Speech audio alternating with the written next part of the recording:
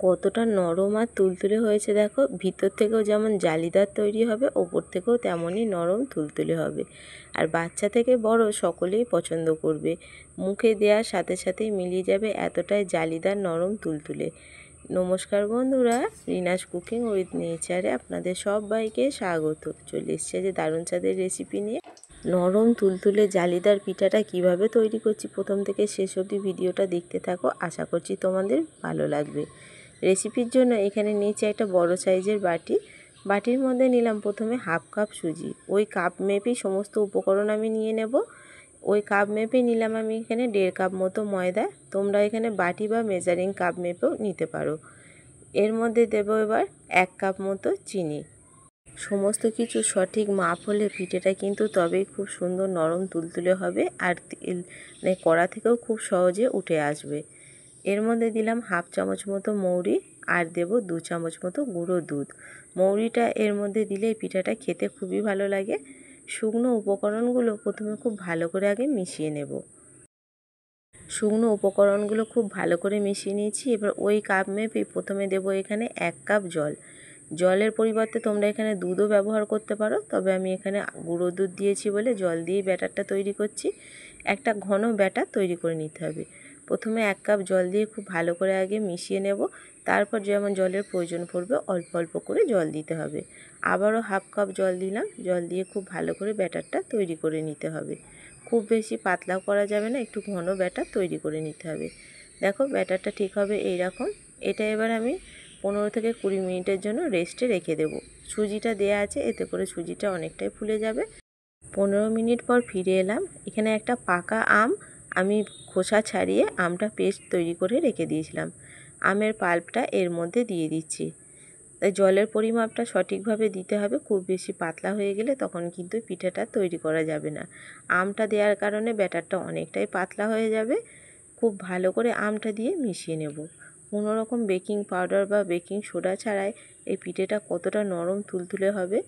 এখন তো বাজারে প্রায় পাকা আম শেষ হয়েই এসেছে। পাকা আম শেষ হওয়ার আগেই খুব সহজেই কিন্তু তোমরা বাড়িতে এইভাবে মালপোয়া পিঠেটা বানিয়ে নিতে পারবে। ব্যাটারের ঘনত্বটা ঠিক এইরকম হতে হবে। যেমন একটা হাতা নেবে, হাতার মধ্যে পিছন দিকটা দেখবে যে লেগে থাকবে হাতার গায়ে, আর আঙুলে করে টেনে নিলে একটা দাগের মতো হয়ে যাবে। এদিকে কড়াই সাদা তেল বসিয়ে দিলাম। সাদা তেলটা খুব ভালো করে গরম করে নিতে হবে। এবার গরম হয়ে গেলে যে ব্যাটারটা রেখেছিলাম, ব্যাটারটা একটু ভালো করে ফেটিয়ে নিয়ে ওখান থেকে 1 হাতা করে ব্যাটার এইভাবে দিয়ে দিতে হবে। তেলের মধ্যে দেওয়ার পর কত সুন্দরভাবে ফুলে উঠেছে দেখো। এইভাবে করে আস্তে আস্তে তেল ছিটিয়ে দিলে ওপর থেকেও খুব ভালোভাবে ভাজা হয়ে যাবে, ভিতর থেকেও ভাজা হবে। মিডিয়াম ফ্লেমে এইভাবে করে উল্টে পাল্টে একটু লালচে রং ধরে ভেজে নিতে হবে। দেখো উল্টে পাল্টে এইভাবে করে লালচে রং ধরে ভেজে নিয়েছি। আর পিঠেটা দেখেছো বেকিং পাউডার বেকিং সোডা ছাড়াই কত সুন্দরভাবে ফুলেছে।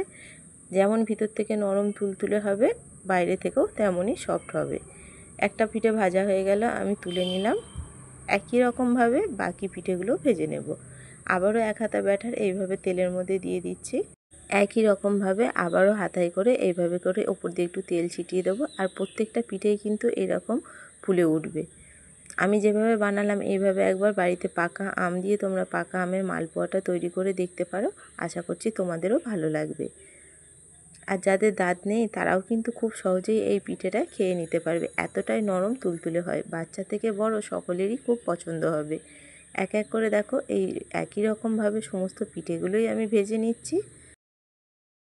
সঠিক মাপ না হলে এই তেলের পিঠে বা পোয়া পিঠে, মালপোয়া বলি আমরা অনেকেই, এই পিঠে কিন্তু খুব সহজে তেল থেকে উঠতে চায় না, তেলের মধ্যে আটকে যায়।